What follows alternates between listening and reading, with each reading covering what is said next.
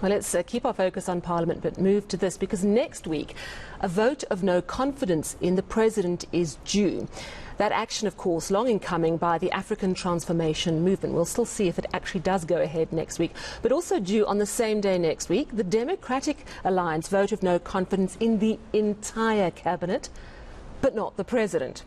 So today the official opposition has been interrogating performance agreements signed by ministers in October 2020. John Steenhuisen says collectively the Cabinet has only reached 32% of the targets that they've set.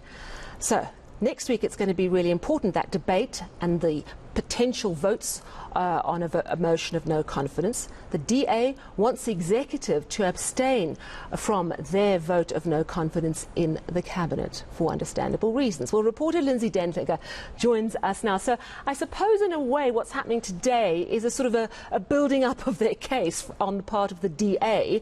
But tell us how they've made this determination that the Cabinet's got basically 32% for performance.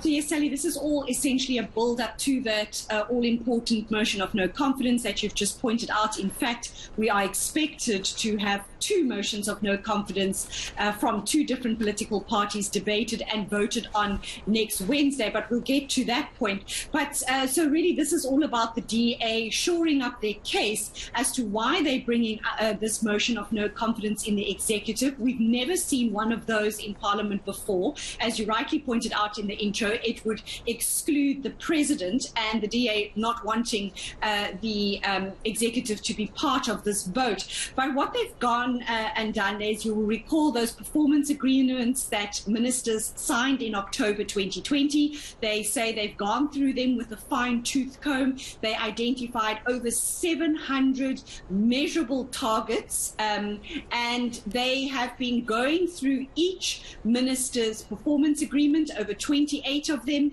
and working out to what extent these ministers have either reached these targets, partly reached these targets, not reached them at all.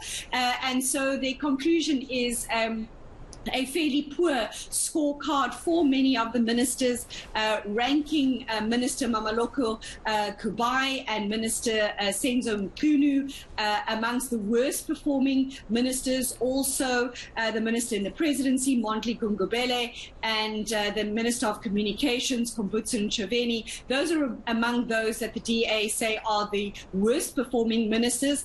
And very strangely, Sally, going according to these targets that they're measuring, Police Minister Becky Cele, weirdly enough, comes out on top. But the DA is saying that this is all a sham because they reckon that these targets that have been set in these performance agreements have not been clearly thought through, that they are cut and paste jobs from annual performance plans, and that many of these targets will lapse before these ministers' term of offices end. And so they are not only calling out ministers, they're also calling out these performance agreements and even calling out the President for not going far enough to report back as to whether his ministers are in fact reaching these targets that he set for them in his performance agreements. But here's John Steenhuisen, the DA leader in Parliament today, explaining the methodology behind this audit, if you will, that the DA has conducted of President Cyril Ramaphosa's cabinet.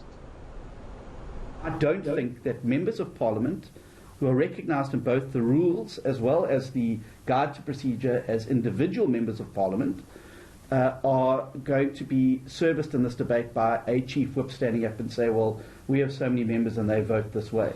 I think that every South African should know how their members of Parliament voted on this particular matter, so that when they are living in poverty and unemployment and misery, they can know exactly who to pin this particular problem on, and it'll be the MPs that support those ministers. So for me, in this particular instance, the secret ballot is less of an issue. All right, so that secret ballot issue, so the DA sort of stepping back from that a little, which is quite interesting. And that, of course, leads us to this issue of next week's votes, motions of no confidence, possibly one, possibly both. I think you better just refresh us on what is supposed to be happening next week. So the first of those motions of no confidence, Sally, actually belongs to the African transformation movement. More than 2 years in the offing, there was a protracted court battle to force a secret ballot on this matter. The final outcome from the new speaker, Nosiviwe Mapisa-Nqakula, is that there will be no secret ballot, and that will be President Cyril Ramaphosa's first motion of no confidence that he will face since he took office. But whether that goes ahead remains to be seen, Sally. We understand that the ATM again intends to go to court on Monday to force force the court rather to rule that the Speaker's decision not to have a secret ballot in this matter to be irrational. And so it remains to be seen whether that one goes ahead. But the DA is saying today that irrespective of whether that vote goes ahead or not, it doesn't impact their motion of no confidence, which we've already explained is purely in the cabinet, while the DA doesn't want to see. You've heard John Steenhuisen there saying why he believes the executive should not be allowed to vote in this matter. They are not so concerned about it being a secret ballot, and so they still hope that their motion of no confidence, it is set down for Wednesday, goes ahead, and in fact it will probably be better for the party if for some reason the ATM's motion does not go ahead, and then all the attention and focus will then be on the DA's motion of no confidence in the executive. Quite unusual. Not only is it the first time that there'll be a motion of no confidence debated in the executive, but that two of these motions now will, or at least are set down to both happen on the same day and be debated on and voted on back to back. But of course, a lot of concerns, even though the DA not calling for a secret ballot, is just the voting method, because as you know, these are hybrid sittings, and essentially the chief whip just gets to convey what the party has voted, and the DA saying it's high time that Parliament sits properly, that all members return, and that everybody votes for themselves, and that they are, the members of Parliament are held accountable to the South African electorate in terms of how they voted and whether or not they vote in favour of keeping what the DA is calling a poverty cabinet intact, or whether they vote for them to go. Lindsay, is this a bit of a publicity stunt on the part of the DA, do you think? They will argue not, Sally. They will tell you that this is them taking the concerns, the struggles of South African people to Parliament, that they are, on behalf of the electorate, trying to hold these ministers accountable. They believe that it is because of these, the poor performance of these ministers, according to their audit of how they are meeting their targets, that South Africans find themselves in the position that they're in.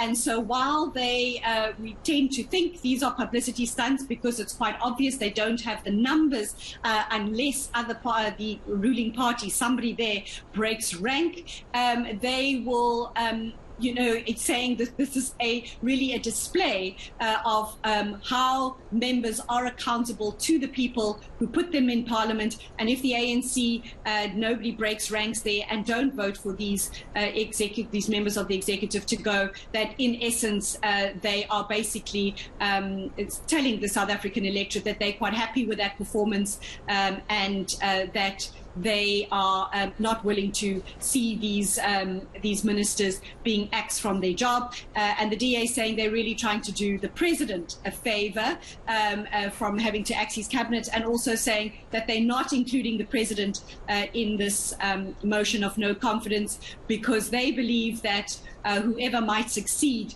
President Cyril Ramaphosa might in fact be worse. All right, let's take a listen to that clip. We've acknowledged where ministers have achieved against target, and I think that is the most objective assessment that's been done, and I think that we absolutely need to make sure that the objective of these was to measure ministers' performances. As I said, we're now halfway through the term of this administration, and I'm yet to see the outcome of any interventions or any announcement by the President that he's assessed these ministers, he's done this assessment. Where's his document like this? he should be making a document like this available on an annual basis to the people of South Africa, saying, well, our Minister of Police got a red, and we got 32%, therefore I'm taking the following steps to rectify it. I've given him the following objectives to achieve. That's what real accountability exists. This was nothing more than a publicity stunt. All right. Thank you so much for that update from Parliament, ENCA reporter Lindsay Dentlinger.